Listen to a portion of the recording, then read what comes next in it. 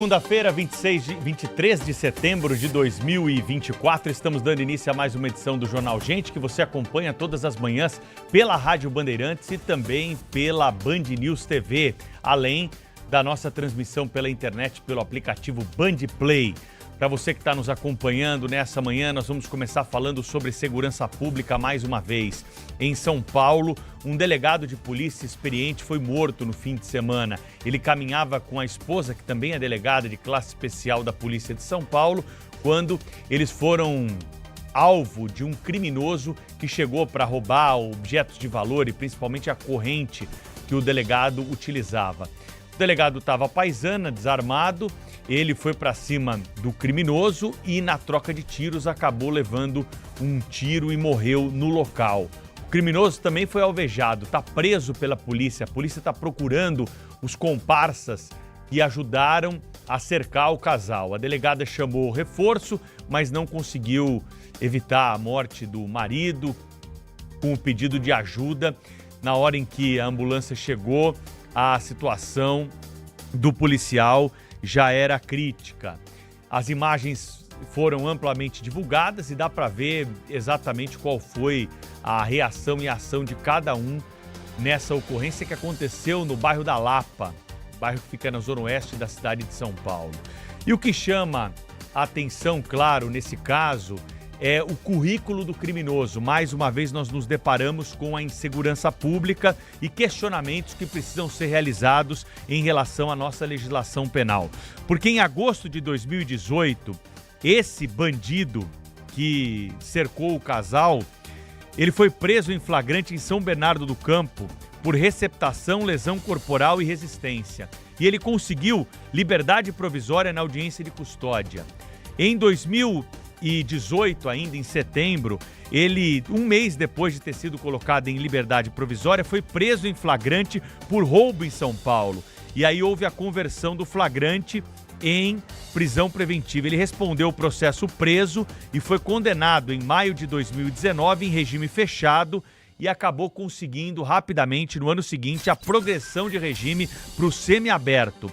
E, no ano seguinte, a progressão para o regime aberto. O fato é que ele tem condenações que estão aí ligadas à casa dos 7, 8 anos de prisão, se somados os crimes praticados e as condenações já impostas pela Justiça. Em outubro de 2022, ele volta a ser preso em flagrante delito por porte ilegal de arma. E o flagrante foi convertido em prisão preventiva. Ele respondeu esse processo, foi condenado e conseguiu a progressão para o semiaberto em março de 2023. Em maio de 2024, agora, ele progrediu para o regime aberto novamente. Veja só como ele vai, fica um tempinho na cadeia e volta. E aí, nesse regime aberto, que na verdade deveria ser a chamada Casa do Albergado, segundo a nossa legislação penal, e não existe Casa do Albergado, convencionou-se colocar em prisão domiciliar quem está nesse regime prisional. E aí a pergunta: quem comete crime com violência e grave ameaça deve ter direito a progredir para o regime aberto, a voltar de uma forma tão rápida para as ruas, com condenações de 7, 8 anos de prisão?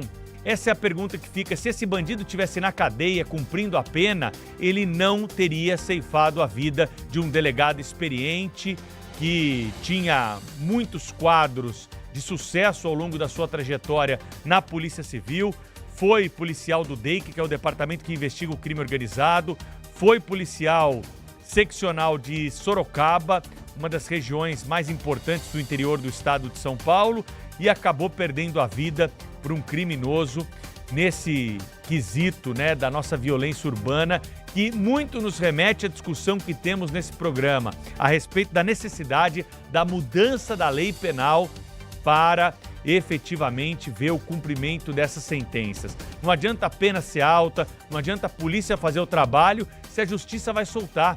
E nesse caso nós temos vários exemplos de algumas amarras constitucionais e também da legislação infraconstitucional que precisam de atenção, pelo menos serem discutidas, para que nós possamos avançar e impedir que os criminosos saiam da cadeia de uma forma muito rápida. Nesta edição do Jornal Gente, nós vamos conversar com o secretário de Segurança Pública de São Paulo para falar sobre saída temporária de presos, porque São Paulo está batendo o recorde de presos recapturados antes do fim da saída temporária de setembro e, claro, sobre os desdobramentos desse caso e sobre a legislação penal que precisa ser debatida para que nós possamos enfrentar com seriedade a questão da insegurança pública no Brasil. A pergunta que fica é essa: o preso que comete crime é condenado por delitos que estão relacionados à violência, à grave ameaça, deve progredir para o regime aberto nessas circunstâncias, que é, na prática, a volta ao convívio em sociedade,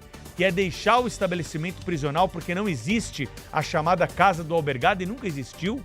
Não sabemos como seria também essa modalidade, afinal de contas, o preso ficaria durante o dia todo livre e teria de voltar à noite.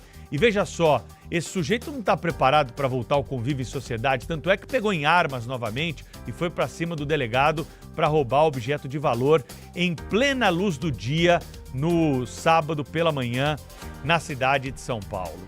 Nós vamos para Brasília conversar com o Cláudio Humberto, que tem um destaque também na abertura do Jornal Gente de hoje. Tudo bem, Cláudio? Olá, Pedro Campos, muito bom dia a todos. Que coisa, você descreve um quadro absolutamente apavorante aqui para a sociedade brasileira. Não admira que tantos brasileiros estejam deixando o país exatamente fugindo dessa violência sem controle.